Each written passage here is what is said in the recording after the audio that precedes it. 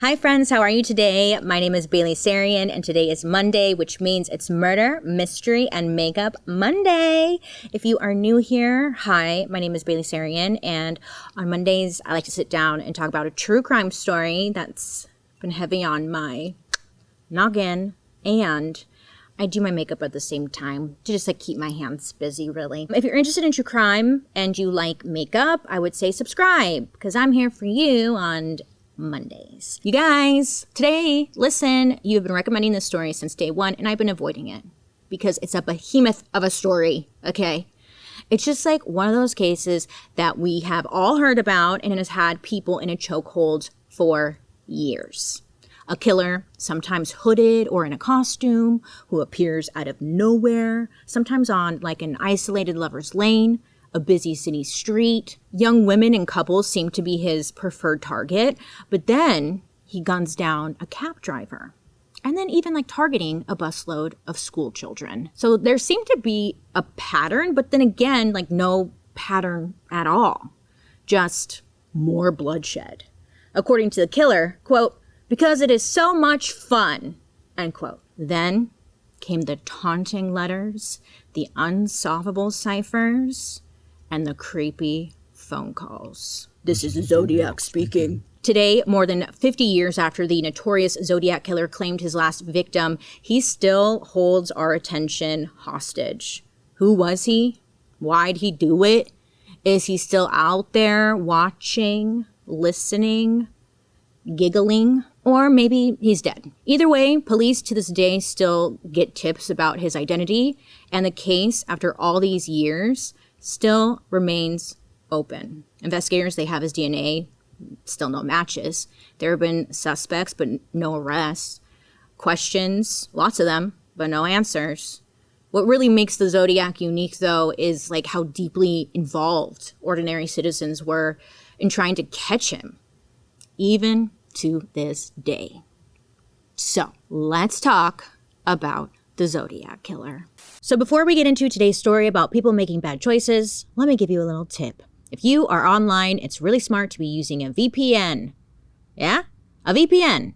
Do you know that? No. Okay, it's a virtual private network, and it's basically a secure tunnel for your internet. It hides your IP address and encrypts your data so your online activity stays private. Because not protecting your data is like leaving your front door open and just hoping no one steals your stuff. You know? And if you want a VPN that will keep you feeling secure, check out Surfshark. Surfshark is a VPN that keeps your information private and secure, even when you're using like sketchy airport Wi-Fi or logging in from that coffee shop where the outlet kind of like shocks you a little bit. It encrypts your data so that your passwords, your bank info, and whatever else you're Googling at 2 a.m. stays your business and your business only. It also helps you get around annoying location blocks. So if your favorite show isn't available in the US, but maybe it is in like France or Canada, Surfshark can make it look like you're streaming from there. And one of my favorite things about Surfshark is that it works across unlimited devices. So your phone, your laptop, your tablet, whatever you got, Surfshark's got it covered. It's easy to use, very fast, and they've got over 3,200 servers in 100 countries. Just a couple taps of your finger and boom, you got peace of mind. That way you know for sure that your information isn't floating around the internet. Go to surfshark.com/Sarian or use code Sarian at checkout to get 4 extra months of Surfshark VPN. Now let's get back to today's story. If you're ever curious to know what I'm using, I'll list it in the description box down below. But other than that, shut up, Bailey, and just get to it. So I will start with one case that is believed to be linked to the Zodiac. It may be even like his first killing. It was back in June in 1963 at Tahigua's Point, which is like 25 miles west of Santa Barbara, California. At Lompoc High School, I guess it was like the official senior ditch day. So Linda Edwards and her boyfriend, I read it was like her boyfriend and some said it was her fiance, Bobby Domingos, they decided to head out to Tahigua's beach. So the two of them go out there and they set up like in a secluded area where they're just like sunbathing, enjoying the day. When Linda and Bobby didn't come home that evening, you know, their parents were calling friends asking like, hey, have you seen Linda or Bobby? Like, we can't figure out where they are. The next day, Bobby's car was found by the beach, and nearby, the couple was found bound and tied with like a pre-cut nylon rope. Their bodies were dragged to like a little DIY shack that was built and like set up by the water and the rocks. Both of them were shot numerous times, and it was just horrifying. The weapon that was used was a .22 caliber semi-automatic, probably a rifle. It appeared that the killer attempted to set fire to the shack, but I guess like had no luck and gave up on it. So the murders received lots of media attention, but unfortunately went unsolved. I mean, there were no witnesses, there were no suspects. Many years later, the police would link this crime to the Zodiac Killer, saying that this most likely was like his rehearsal. So 3 years after Linda and Bobby's tragic murder, another attack takes place, this time in Riverside, California, near Riverside Community College. I know, I went there, bitch. It's like when you hear your name in a movie or something, you're like, oh shit.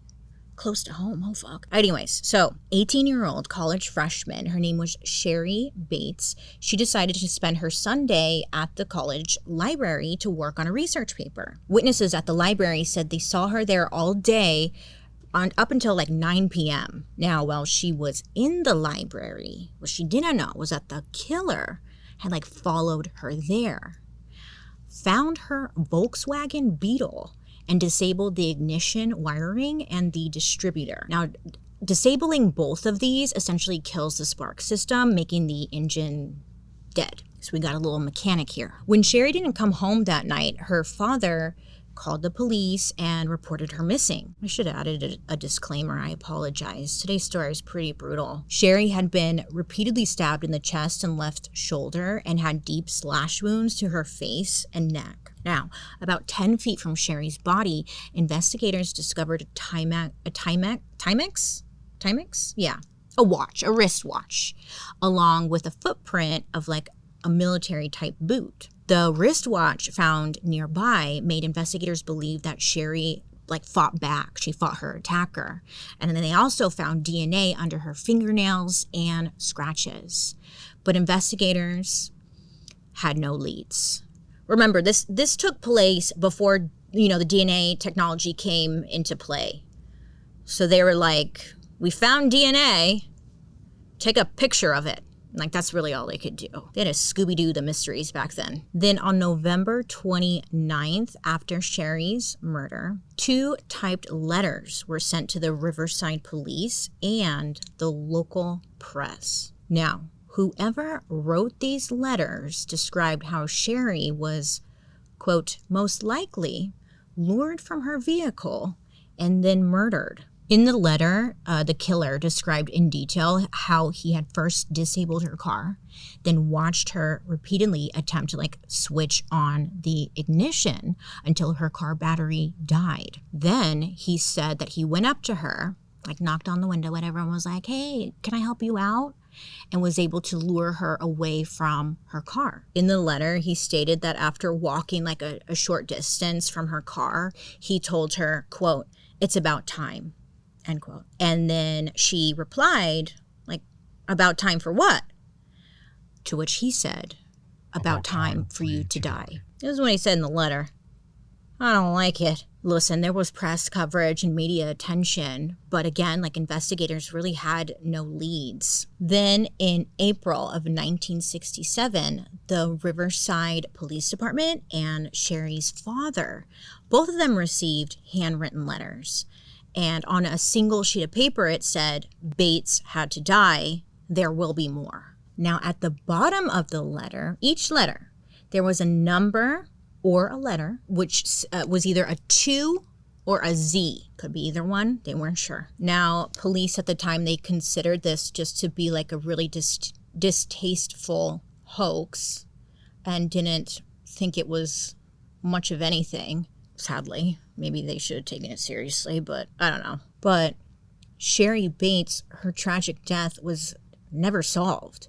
Now, similar to Linda and Bobby's case, Again, many years later, many believe that these awful murders were linked to the Zodiac before he became, the official Zodiac. They think like, that Z or the 2 at the bottom of the letter was like him trying to figure out what his signature was going to be or something. So then 2 years later, on December 20th, 1968, in Benicia, California, there would be another tragic scene. Now, Benicia is not far from San Francisco and is actually like one of California's oldest cities, and it's got like lots of historic charm. One of its best kept secrets is Lake Herman. It's like a big reservoir where nature lovers go to spot bald eagles, swans, and even river otters. I know. Teenagers really liked this area at the time because of how like secluded it was. So they would drive out there, park their car, and make out. It was a little lover's lane situation. So on the night of December 20th, 16-year-old Betty Lou Jensen and 17-year-old David Faraday, they took a cruise up to the Lover's Lane area. And it was said that they were on their first date. David was said to be like a pretty popular student. He was an Eagle Scout and on the high school wrestling team. Betty Lou was a well-loved honor student. Everyone loved her. That night, David met Betty Lou's parents and promised to have her home by 11 p.m. Then the two of them hopped into David's Rambler station wagon and took off for the night. According to witnesses, the station wagon pulled into the Lake Herman Road area around 10:15 p.m. It's believed sometime after 11 p.m., David and Betty were parked at the little location, the two of them, when the Zodiac Killer pulled up beside their station wagon. A man got out of the vehicle and ordered both of them to get out of the car while holding a .22 handgun. First, he's like firing off at least 2 warning shots. We know this because one of the shots shattered the right rear window, while the second shot struck the interior ceiling of the car. Betty Lou and David both got out of the car, doing what this man's telling them to do. And then within seconds, shots were fired. David was shot beneath the lower portion of his left ear, causing a fatal brain injury. He fell to the ground next to the right rear wheel of his car. It's believed that Betty Lou, she actually tried to make a run for it because she was further out from the car. But sadly, she was shot numerous times in her back, falling to the ground, again, about like 33 feet from the car. Around 11:20 p.m., someone who was like driving by the location spotted the car and the victims laying out and called police. Sadly, both David and Betty would not make it. Investigators found 10 bullet casings at the scene, and unfortunately, it was like a really cold night that evening. It was 22 degrees Fahrenheit or -5 degrees Celsius, so the ground was pretty frozen. And because of this, like investigators, they couldn't find any fresh tire tracks or like footprints that were hopefully may have been left behind. But police concluded that the attack took place during a 6-minute window. So it was quick. They believe it happened between 11 and 11:06 p.m. Whoever did it came in, attacked, and then got out. There seemed to be just no motive.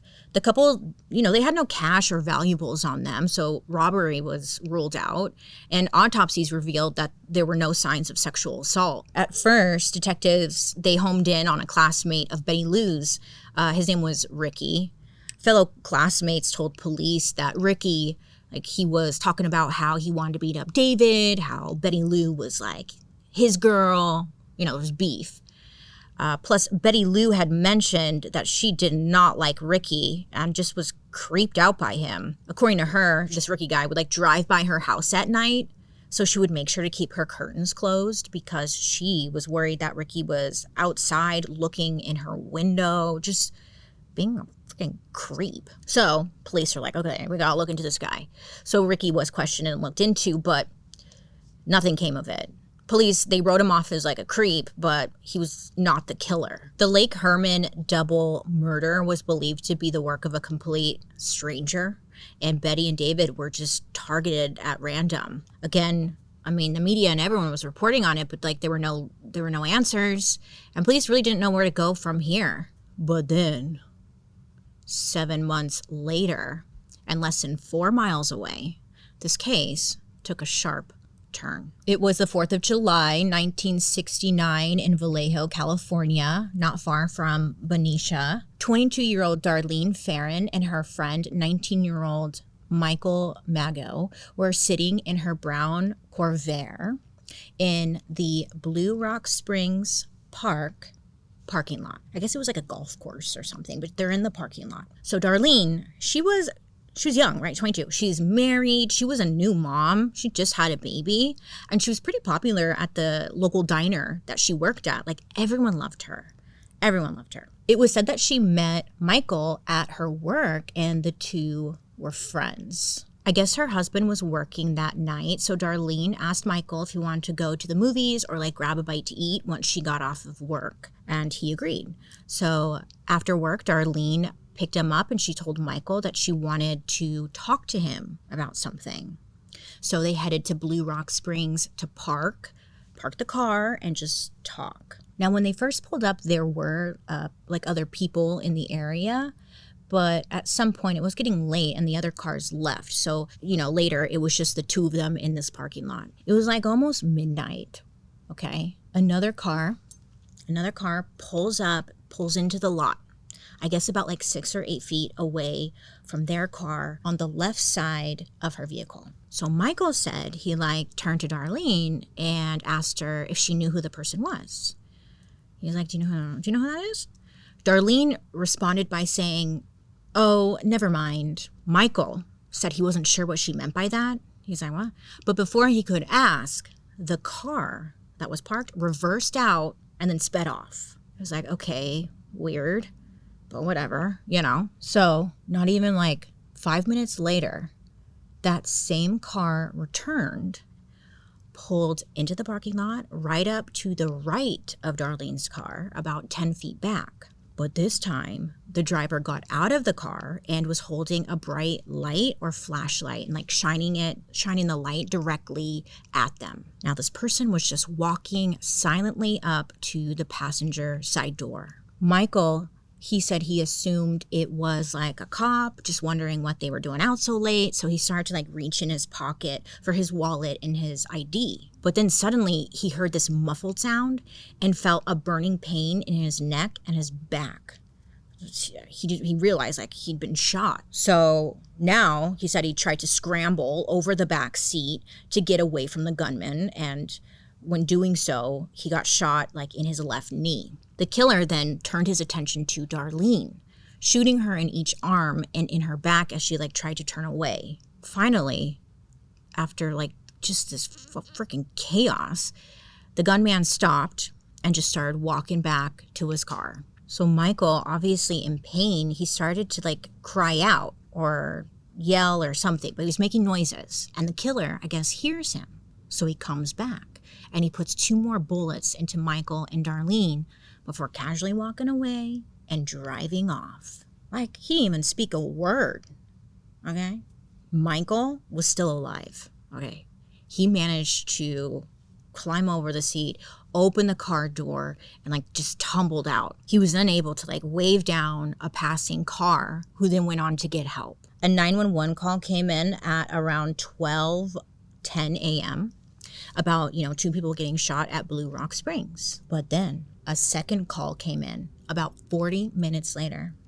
This time, it was from the killer. During the 911 call, it was said that the man, the killer, was speaking in a low monotone voice and seemed to be reading from a script. Because when the dispatcher was asking questions, the caller was just again, following his little script, just talking over her. But he was calling to report a murder. He then gave directions and said police would find kids in a brown car, that they had been shot with a 9mm Luger. And he said he was responsible for the attack. But then he also told the dispatcher, quote, I also killed those kids last year. Goodbye. And then hung up. Now, he was referring to the Lake Herman road murders. So they were able to trace the call, and they traced it back to a payphone outside a gas station just a few blocks away from the Vallejo Police Department. Now, when they went there, the phone booth had been wiped down and no fingerprints were retrieved. Meanwhile, police went out to the scene where they determined 9 shots were fired. 7 casings were retrieved. Sadly, Darlene would pass away. Michael, he was taken to the hospital, and he would survive. So while he's at the hospital, he was able to give a description about the man that he kind of saw. You know, he described the attacker as 5'8", extremely heavyset, but not in a, quote, blubbery fat way, saying that he had to be about like 195 pounds and had a very large face. So police realized they were dealing with a real psycho. You know, the local papers were reporting about the attacks in hopes to find the killer. There were leads and rumors, but again, like, it just led investigators nowhere. 1 month after the attack, the killer resurfaced. This time, though, it was by mail. Oh, yes. 3 Bay Area newspapers each received a handwritten letter with a separate message written in like some kind of code. It went into great detail about the July 4th attack. In the letter, you know, the writer was describing how they were sitting in the car, how Michael had like jumped into the back seat, and mentioned how he, quote, did not leave the scene of the killing with squealing tires, as described in the Vallejo paper. That he actually drove away quite slowly so as not to draw attention to his car. So he's like, you guys got it wrong. I drove away like actually really slow. Oh my God, you guys are so dramatic. But in the letters, he had described details that were like not public information. So they knew that whoever wrote these letters was most likely the one that did it. Now again, along with the letters were ciphers and codes, which consisted of tiny handwritten symbols, little squares, little doodads, shapes, funky looking letters. It was a little puzzle, you know? Then there was a single circle with a cross through it, like the crosshairs of a rifle. This seemed to be like his signature symbol. The writer teased that the code that the cipher would reveal his identity only if they could solve it. Now, the letter ended with a warning. If the newspapers failed to print and share his cipher by the following afternoon, the killer vowed to spend the weekend shooting random people and couples until he reached 12 victims. So, well, you know, all 3 newspapers were like, fucking print the cipher. Okay, so the threats of rampage ignited public fear, and everyone who saw this was trying to help and decode the message. And again, like when you think about it, people love a puzzle. So everyone was just trying to figure out what this was. Now, within a week, a school teacher and his wife felt like they had deciphered the message and sent their solution to the San Francisco Chronicle. Now, this little lying son of a bitch, it did not reveal his identity, okay? But it did give a glimpse into this person's fucked up head, okay? In the letter, it said, quote, "I like killing people because it is so much fun. I will not give you my name because you will try to slow down or stop my collecting of slaves for my afterlife." End quote. So he's a liar. No name. Okay. Now the letters from this killer would just keep coming. There's a bajillion of them. So I apologize. I won't be reading you all of them. Plus I had a really hard time reading this person's handwriting. But the one thing that was consistent with the letters was that it always started with, "This is the Zodiac speaking." Well, after this, it went quiet for more than a month. But the Zodiac wasn't done, just on the move. So then, 1969, September, Lake Berryessa. 20-year-old BRYAN HARTNELL and 22-year-old CECELIA SHEPARD, they were old friends attending separate colleges. Cecilia, she was visiting Napa Valley for the weekend, so she and BRYAN decided to get together, hang out, and have a picnic at Lake Berryessa on September 27th, 1969. It was a Saturday. So they grabbed a picnic blanket and a pack of cards and drove to the lake that afternoon to hang out and just enjoy the day. They ended up settling, beneath a large tree and were just enjoying the scenery. The area that they were at, where they set up, was like pretty secluded. So they're sitting down, they're like, la, la, la, la. And Cecilia, she noticed that like a man seemed to be watching them from a distance. She thought he was acting a bit strange. He was kind of like hiding behind a tree, just looking in their direction. And you know, you get that feeling. You're like, something ain't right. Something ain't right here. I don't like this. Or maybe he was just like a tree hugger. Either way, I don't like that. Then the man came out wearing a large black cloth hood that covered his entire head, like an executioner or like a medieval style mask situation. It's giving KKK kind of, okay, honestly. On the chest of the outfit was a white 3-inch circle with a cross drawn over it. You know, like the crosshair thing situation. He seemed to be wearing clip-on sunglasses over the eye cut holes. Eye cutout holes? Hole cut eyes. You know the holes. Clip-on glasses were over those holes. Not only that, he was holding a gun and heading in their direction. Oh, fuck no. Hell, nope. What do you do? I don't know. Oh shit, I don't like this one. The outfit, So then this man approaches them, and he tells them that he was an escaped convict from Montana, and that he just killed a prison guard. He told Bryan to give him his car keys and money so he could flee to Mexico. Quite the story, huh? I'd be like, why the outfit, though? What's that about? So Bryan, he tried to talk with the man, trying to build some kind of like rapport in hopes to keep the situation calm. Bryan told him, look, I don't have any cash. I don't have anything but here's my car keys. Like, I'll do whatever to help.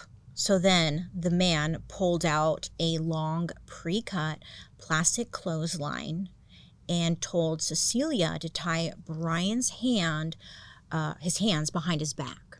So she did it, but she did it like as loosely as she could, okay? But the killer, the man, went and like tightened Bryan's bonds and then proceeded to tie Cecilia's hands behind her back. Bryan said that he noticed that like he could see the killer's like hands shaking while he was doing it. So it's like, was it adrenaline? Was it nerves? I don't know, but he was shaking a little bit. But then with no warning, the man pulled out a long serrated knife and plunged it into Bryan's back 6 times. Now, Bryan, he said that he essentially just kind of played dead, okay? Just, he just played dead. But then the attacker did the same thing to Cecilia, only worse, like going into a frenzy, stabbing her in the back and the stomach as she rolled around, attempting to minimize the impact of the blade. And then, as soon as he appeared, he was done, and then the hooded man just walked away. The killer then walked over to Bryan's car, where he took a marker and drew the crosshair symbol, the cross circle symbol, on the car door. Now, beneath the symbol, he wrote out the dates of his previous attacks, then the current date and time with the words, by knife. Bryan was still alive, okay? Wow.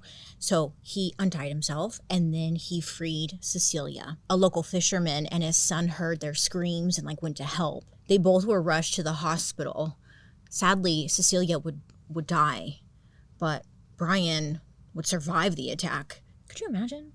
God, and then afterwards, oh my God, you'd be so thankful that you survived, but also the guilt of it all and just all the whole thing, just awful.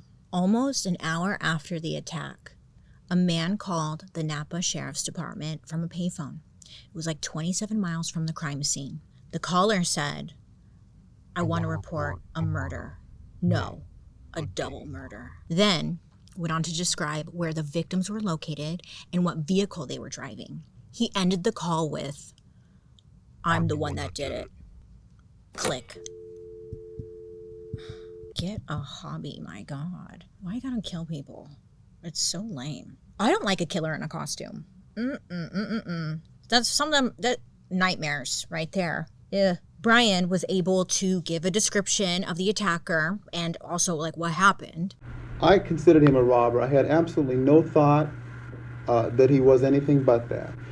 And when we were at this robbery stage, I didn't consider any real threat to my life or to the girl or anything. I really didn't consider this. I really wanted to help him. Did he seem as though he would like your help at all? No, he didn't, and he didn't even end up taking the money. Even though he was wearing like the hood and whatnot, he could see like brown hair kind of coming through the eye hole things. That the attacker was like 225 to 250 in weight. That he had a large belly that hung over his pleated pants and was around 5'8" to 5'10". Bryan also explained that the band had like a unique way of talking. Some sources say that Bryan mentioned he had some kind of drawl or accent. And then some sources say that that's not what he said, that actually he had like a slow, soft, monotone voice. So this time detectives, they were able to get like some good evidence at the scene. The attacker left visible footprints to and from the crime scene, later believed to be a 10.5 in size style military boot called wing walkers. Based off the victim's injuries, they believe the blade was similar to a bayonet type weapon, about 9 to 11 inches in length and 1 inch in width. Now, of course, there was like a lot of police and press coverage following the attack. The evidence was helpful, but again, there were like no solid leads. So then 2 weeks after the Lake BERRYESSA attack, on Saturday, October 11th, 1969, 29-year-old cab driver Paul Stine gets a call to pick up a passenger and drop them off at a wealthy San Francisco neighborhood, Presidio Heights. So Paul accepts the ride, whatever, you know. Now, it said that Paul picked up the man standing in front of a like smoke shop, and there was like a movie theater right next to it. Now, the movie theater was showing the film The Mikado. Some sources say this part isn't true, and then the other sources say this part is true. But here's the thing. If it is true, what is interesting is that in one of the letters sent by the Zodiac in 1974 actually quoted a line from the movie/musical, The Mikado. Now, The Mikado is like a 1967 British musical film adaptation of Gilbert and Sullivan's 1885 comic opera. The line from the letter was, "He plunged himself into the billowy wave, and an echo arose from the suicide's grave. Twitwillow, twitwillow, twitwillow." Now, this is like a paraphrased version from the song On a Tree by a River, also known as Willow Twitwillow from The Mikado. It's believed that the Zodiac used this line or whatever to add like mocking theatrical flair to his letters, you know. The lines billowy wave and suicide's grave don't appear verbatim in the song, so like he got a little creative with the lyrics, possibly to sound more poetic or haunting. But there was a correlate, like the person that wrote the letters seemed to like this little musical, yeah. Anyway, so going back to Paul Stine, cab driver.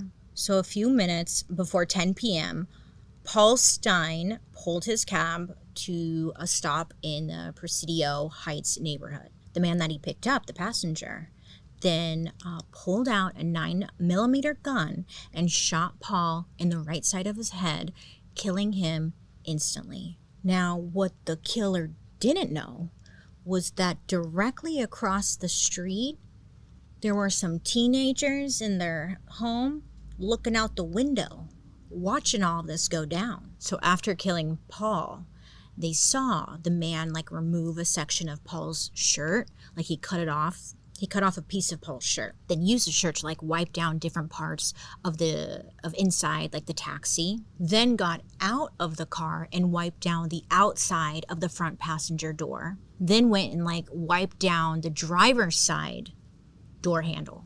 The killer then just like strolled away up the street. So the witnesses obviously call police. They described the man as like 5'8", heavy build, having a reddish blonde, like crew cut hair. The man was wearing glasses, dark brown trousers. He was wearing like a parka jacket that was either black or navy blue, and then dark shoes. Now, unfortunately, the police dispatcher fucked up. Okay, listen, they got the description wrong. So they put out over police radio to be on the lookout for a black male suspect. Freaking joke.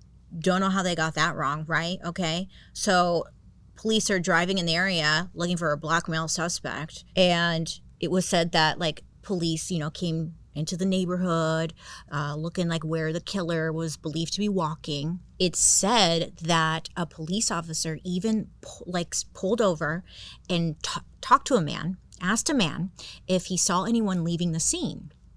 It's believed that this police officer literally stopped and talked to the killer. It was the killer. Yeah, they fucked up. They fucked up big time. Paul's body would be discovered, just bloody, lifeless, and slumped across the front passenger seat. They looked at the taxi meter and it read $6.25 at 10:46 p.m. So this gave investigators essentially a timestamp of when the crime took place. Fingerprints were taken from the cab door handles, and they were able to get bloody prints from the doorpost between the driver's side door and the left rear passenger door. Now, investigators, they saw that a portion of Paul's shirt was cut off. Most likely it was done with a knife. It sucks because the killer got away, and worst part of all, they talked to him. So a few days later, a letter arrived at the San Francisco Chronicle, leading with that familiar greeting. This is the Zodiac speaking. So the writer of the letter claimed credit for Paul Stine's murder. And to prove it, he provided evidence. It was a blood-stained piece of Paul Stine's shirt. In the letter, the Zodiac mocked police, saying they could have caught him if they had searched the park properly, along with a threat to kill schoolchildren, saying, quote, "Schoolchildren make nice targets. I think I shall wipe out a school bus some morning. Just shoot out the front tire, then pick off the kiddies as they come bouncing out." So, again, this was put out there. The public was in a frenzy. Kids are now involved. So parents were holding them back from going to school or taking the bus. Police started following school buses to and from schools, not just in San Francisco, but all the way down to Southern California. Luckily, there were no incidents reported, but it definitely had everyone on edge. And honestly, I feel like a lot of people just frustrated, how have we not caught the guy, Along with it was another cipher consisting of 340 symbols, and it's also known as the Z340 cipher. So the letter, again, was released to the public. A mathematician, computer programmer, warehouse operator put their heads together and believed to have decoded the cipher. In summary, it said, "I hope you are having lots of fun trying to catch me. I am not afraid of the gas chamber because it will send me to paradise. I now will have enough slaves to work for me," and that he was not afraid of death. So mind you, there were a lot of letters coming in, okay? But another one came in because this man had a lot of free time. And it was one of the longest letters Zodiac had sent. In it, it said that police, they had actually stopped him near Paul Stine's murder, but they let him go. In this letter, it also included a bomb recipe and a diagram of the explosive that he was working on. So the witnesses from Paul Stine's murder, they linked up with a police sketch artist to draw up a composite picture of the man they saw that night. That was then released to the public. 1971. A man named Don Cheney saw in the newspaper the Zodiac letter about attacking schoolchildren. And this sounded all too familiar to him. So Don, he went to police and told them that he had lived with a man named Arthur Lee Allen's brother, and that they would all go fishing together. So he told police, I remember Arthur having 22 pistols and rifles, and he had a lot of weapons. But there was this one time when they were fishing together where Arthur talked about hunting people and how it would take a certain type of skill to do so. He was okay, odd, but okay, whatever, And what really stood out to him was that Arthur talked about shooting the tires off a school bus and, quote, picking the little darlings off as they come bouncing out of the bus, end quote.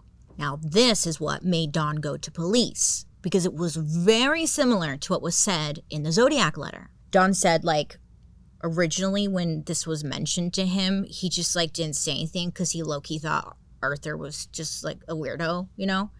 And that he never hung out with him again. But the letter, he was like, I have to say something. Well, now police, you know, they had this name, Arthur Lee Allen. So they locate him.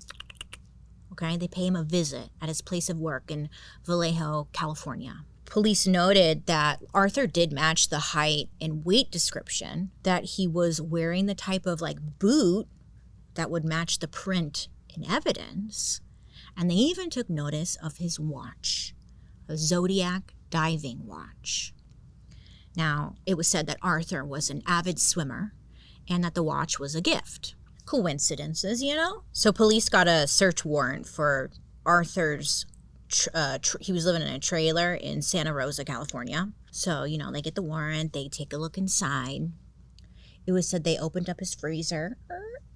And inside his freezer, they found frozen hamsters, squirrels, frozen birds, as well as like the insides of animals in jars.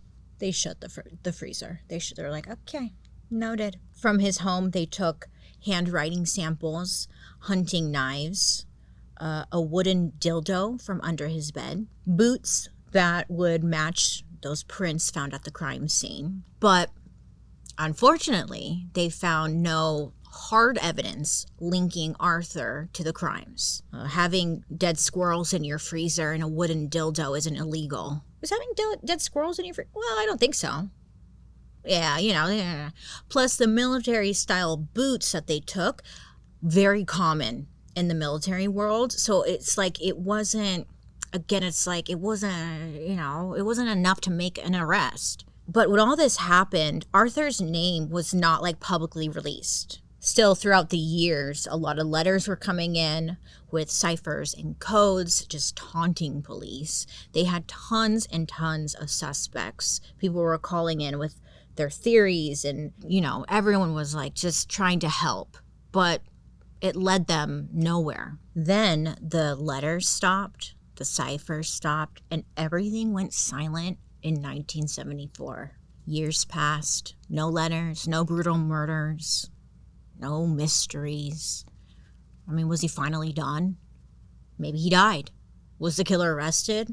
I mean, nobody knew. Maybe, huh? Police didn't hear anything from so-called Zodiac from 1974 to 1977. It was like, okay, maybe it's over, you know? Well, in April of 1978, the San Francisco Chronicle received a letter claiming to be from the Zodiac. So all these years later, I mean, was it finally him? Was it really him? Was he back? This letter is often called the Zodiac hoax letter. It's like one of the more controversial Zodiac letters because many experts, including original investigators, believe it was not written by the real Zodiac. But the letter was essentially saying he was back. He was like calling people pigs and that he was now in control of all things. The FBI and the San Francisco police believed that the letter was possibly written by someone trying to revive interest in the case. They believed it wasn't him because the handwriting just didn't match previous letters. People who had been studying and following the Zodiac case closely thought, again, it was a fake. But then there were many who thought, like, it was legit. It was probably from him. I mean, years had passed, yes. Like, maybe the writer was older, you know, handwriting can change over time. Maybe he changed his handwriting on purpose. I don't know. Very mixed feelings on that letter. Many years go by. Then in late 1990, a man named Ralph Spinelli was facing multiple armed robbery charges, and he had something to say. Ralph said that he could identify the Zodiac Killer only if they would give him some kind of deal to reduce his own sentence. He told investigators that this man he met a while back, his name was Arthur Lee Allen, had once confided in him about plans to go to San Francisco and kill a cab driver. Now, shortly after that conversation, that's when Paul Stine's murder happened. Now, this was interesting to investigators because, again, Arthur's name wasn't put out there publicly. And now this was the second time his name was mentioned as the Zodiac. I mean, it was quite the coincidence. So just 1 month after Ralph, came forward, police once again got a search warrant for Arthur Lee Allen's home in February of 1991. Now, at this point, Arthur was living with his mom, but like in the basement. They get the search warrant, they go in, and this time they find some very interesting items. Okay, listen. During their search, they found 4 pipe bombs, explosives, 1 primer cord, 7 railroad torpedoes. I was like, what in the cartoon villain is this? They found newspaper clippings of all the Zodiac-related media. They found drawings and designs on how to make bombs similar to the ones drawn in the Zodiac letters. They also found a Royal brand manual typewriter, tongue-tied there, which was said to be consistent with the typed Zodiac letters. So Arthur was brought into the station for further questioning. I'm thinking, okay, you got the guy. That's him, right? That he's got bombs. Yeah. But after being brought into questioning, no arrest was made. He didn't confess to anything. He's like, I just like fucking drawing bombs and stuff, Despite all the red flags they found, investigators did not have concrete evidence linking him again to the crimes. Everything they had was circumstantial. They took Arthur's fingerprints. They did not match the prints lifted from Paul Stine's murder. Arthur's handwriting did not match the Zodiac letters. Arthur's DNA was taken, and it did not match the saliva that was lifted from stamps on the Zodiac letters. So they were like, shit, man. Arthur seemed to have like an obsession with codes and ciphers. He lived near the crime scenes. He matched some of the descriptions. He owned a Zodiac brand watch. He had a criminal past. Yeah, Arthur was arrested for child molestation and was put in a mental institution during 1974 to 1977, the same time the Zodiac went silent. He was making bombs and collecting odd weapons. But police were like, that doesn't mean he was the Zodiac. I'm like, okay, all right, okay, all right. In my mind, I'm like, if the dude's making homemade bombs, isn't that enough just to arrest him? Not even for like Zodiac, whatever. He's making bombs. Like, Arthur, sir, what are you planning to do with all these bombs? What? That part had me like really confused, right? Like, what? You could just make bombs and like just nothing happens? Well, I got to Googling, and under federal law, for someone to be charged with possessing bomb-making materials, there needs to be either a completed device in possession or clear evidence of intent to use those materials for an unlawful purpose. Apparently, the bombs they found were not fully completed, I guess. Suspicious? Yes. Illegal? Not quite. Without a finished bomb or like documented plans to use it, police couldn't justify an arrest strictly on what they found. Kind of concerning. I'm like, all right, so, okay. I mean, he found all these bombs and, okay, all right, okay, all right. Arthur was questioned. He denied any involvement, and then he was released. He definitely remained a prime suspect, but was never charged. Throughout the years, the Zodiac cases had a grip on people. I mean, there are tons and tons of dedicated websites, internet threads, books, movies, anything and everything is out there, all dedicated to figuring out who this killer really was. The thing is, for every suspect put forth, like, you can find information with very convincing arguments as to, like, who he is. And you're like, yeah. But then you can find, great arguments debunking those claims. It's so confusing. I'm lost in my mind because I had so much time. I was just like, what? Yeah, it's just, wait, what?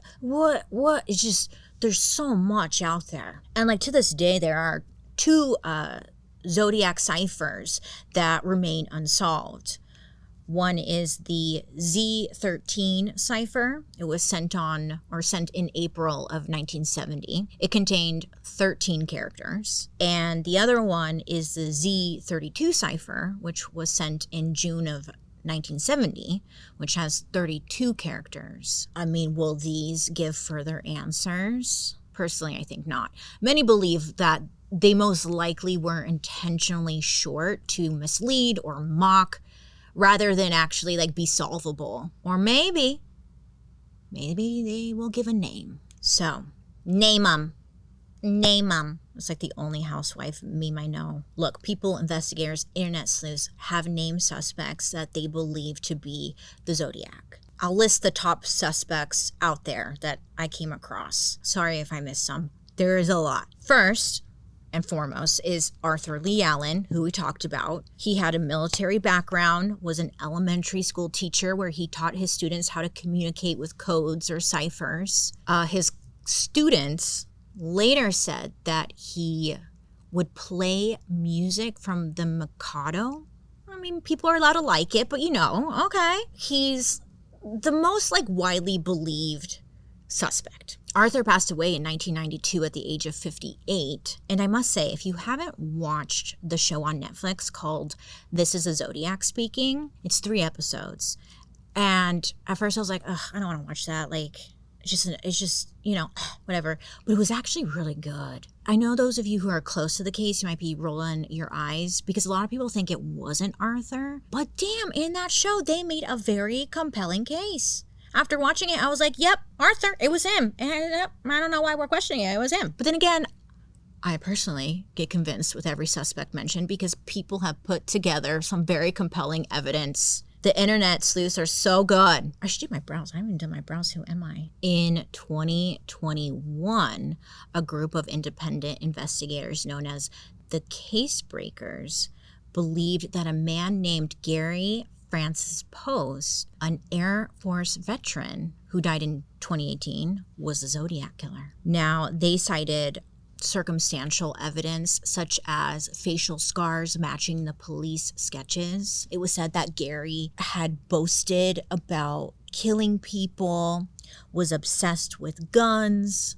violence, and was also obsessed with the Zodiac case. Someone said, I don't know who, someone had come forward and said that he, the scary guy, had hinted at being the killer. When Gary was in the Air Force, he had skills in mechanics and cryptography. He lived in California and had connections to Vallejo. He also moved around often, mirroring Zodiac's movement pattern. However, the FBI and local authorities said that Gary's DNA has never matched to the Zodiac's and that most of the claims have been just pure speculation and lacked physical proof. But I was like, okay, maybe, I don't know. Another suspect was a man named Richard Gaikowski. He seems to be a popular one. People really think it was this guy. Richard was working for an underground newspaper at the time, and his writing kind of echoed the Zodiac's tone. It was said that Richard would disappear for periods of time around key Zodiac attacks and murders, and then would magically resurface one day, never explaining where he was. He was just gone and then would be like, oh, I'm back now. Some say that Richard's voice matched the voice of the Zodiac almost exactly. Richard was said to be very intelligent. He was eccentric and into wordplay. Allegedly, he had military code training. He resembled, the police sketch that was put out there. He was known to change his name and use pseudonyms, something that the Zodiac also liked to do. But again, there was no physical evidence linking him to the case. Then there was Lawrence Kane. Lawrence lived in the area and matched victim descriptions. He was diagnosed with brain damage, which affected impulse control. Allegedly, it was said that he stalked Darlene FERRIN before her murder. But There was no direct evidence linking him to the crimes. Many of the claims were speculative. Then, another suspect, Ross Sullivan. Now, Ross, he worked at the Riverside College library where Sherry Bates was killed. After her murder, Ross, I guess, just had like vanished, disappeared. Goodbye. It was said that he looked like the Zodiac sketch. He had a history of mental illness, but there was no evidence linking him to the Bay Area killings. But it's possible, like, some believe that he may be responsible for the Sherry Bates murder, since that case itself has been debated whether it was linked to Zodiac or not. Like, maybe he was responsible for Sherry. Her murder still remains unsolved. They all do, to be clear. Next on the list, Earl Van Best Jr. So Earl was actually accused by his estranged son in the 2014 book titled The Most Dangerous Animal of All. Yeah, his son wrote a book and was like, I think my dad's a Zodiac. Earl was said to match the police sketch, and his handwriting was similar to the letters. Earl had a criminal past, including marrying a 14-year-old. But the book was discredited by experts. This is what they said, not me. They said that the son who wrote the book was just like working out his own personal trauma. Earl's DNA was not a match, as far as we know, and Earl had no connection to the Bay Area crimes. Now, these were the names that I kept coming across the most. But to be fair, there are so many other theories out there. There's so many. And I could totally understand why people, again, are so involved with this case, because it's a real mystery. For some reason, like Zodiac, I never really got too much into it. And then when I was working on this, oh, bitch, I was like, oh, fuck, I get it. It goes so deep. There's so many layers, so many theories, so many things. You're just like, what the? I get it now. I'm sorry. I get it. Look, at the end of the day, the Zodiac case still remains open. Still, though, all those murders unsolved. With all the new, like, tools, science, and developments when it comes to, like, solving crimes, maybe one day we will get, like, a solid answer. People are invested and determined to figure out who the Zodiac Killer was. And I think what makes the Zodiac different from all the other killers, well, he actually got away with it. Right?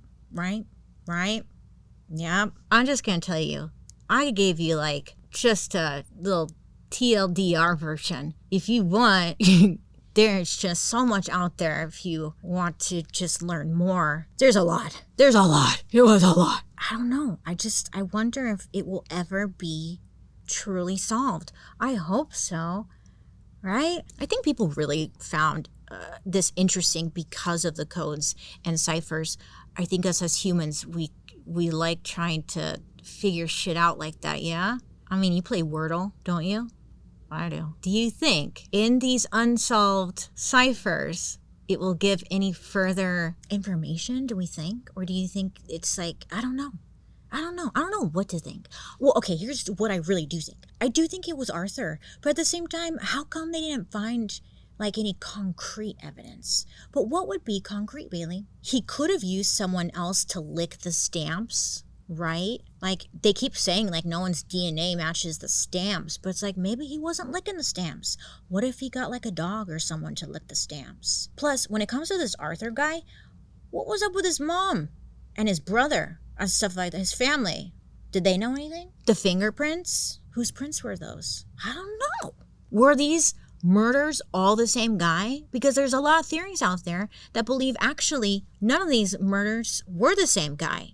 That's why this is such a wild mystery. I would love to hear or read your guys' comments, your theories down below. At the end of the day, it's like, who is responsible for these tragic murders, you know? Fucking scary. Maybe we'll never know. But we don't like that. We don't like that answer.